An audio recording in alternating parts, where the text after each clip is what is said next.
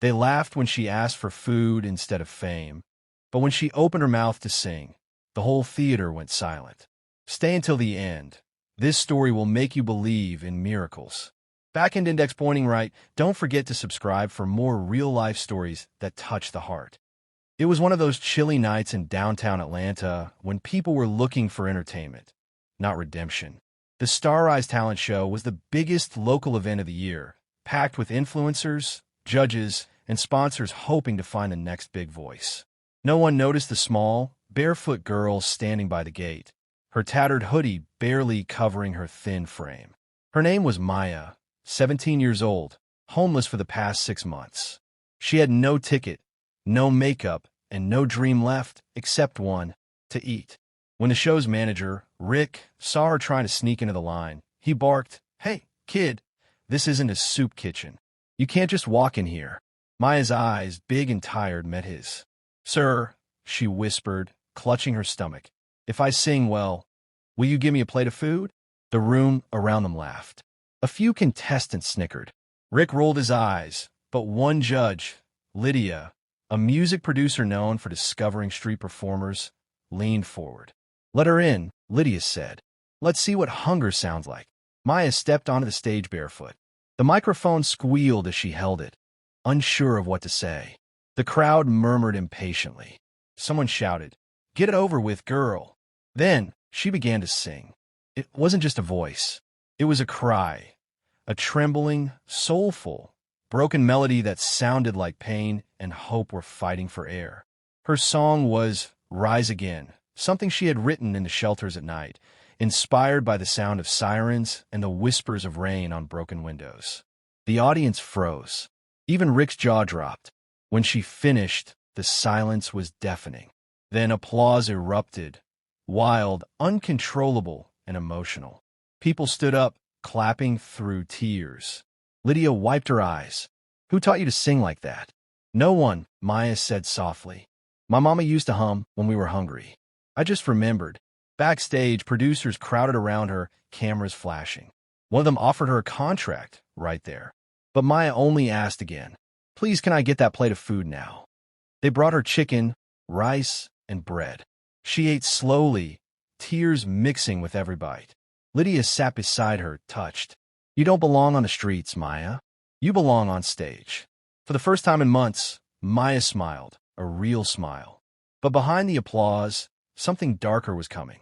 One man in the audience, Gerald, a famous producer with a reputation for exploiting young talent, had already decided, "That girl's voice will make me millions." As Maya walked out that night, still clutching the leftover bread, Lydia followed her to the exit.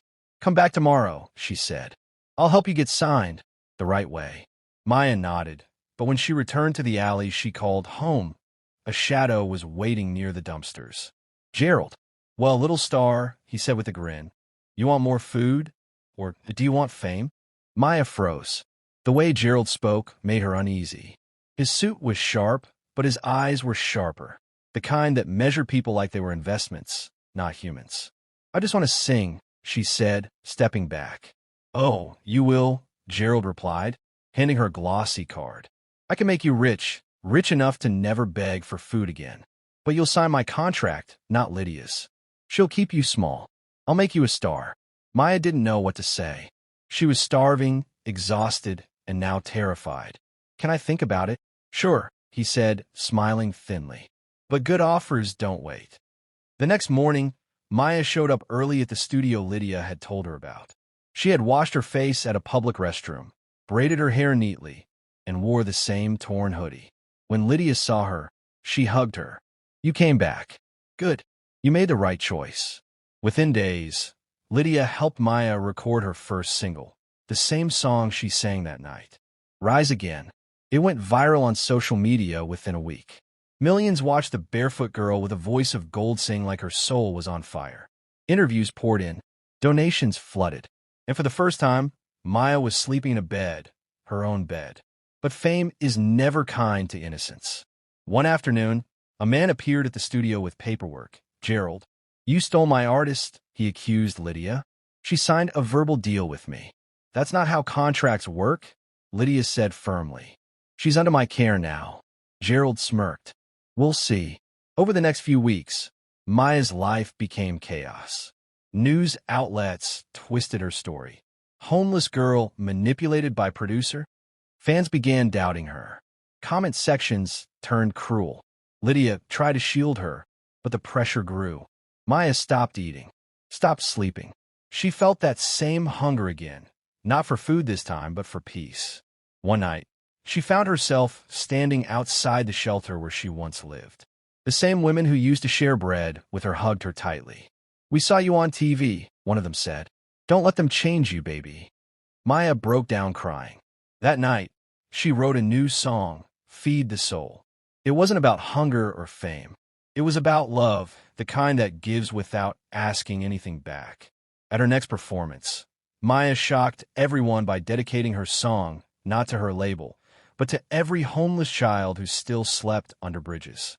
"Tonight," she said, her voice trembling, "I'm not singing for money. I'm singing for the kids who just want a plate of food." The entire hall stood as she sang. Even Gerald, sitting in the back with his lawyer, quietly lowered his head. The video of that performance broke the internet again. But this time, it wasn't because she was poor or tragic. It was because she was powerful. A week later, Maya started the Feed the Soul Foundation, a charity providing food and music programs for homeless youth. Lydia became her mentor, not just her manager. And Gerald? He was exposed for years of exploiting street artists.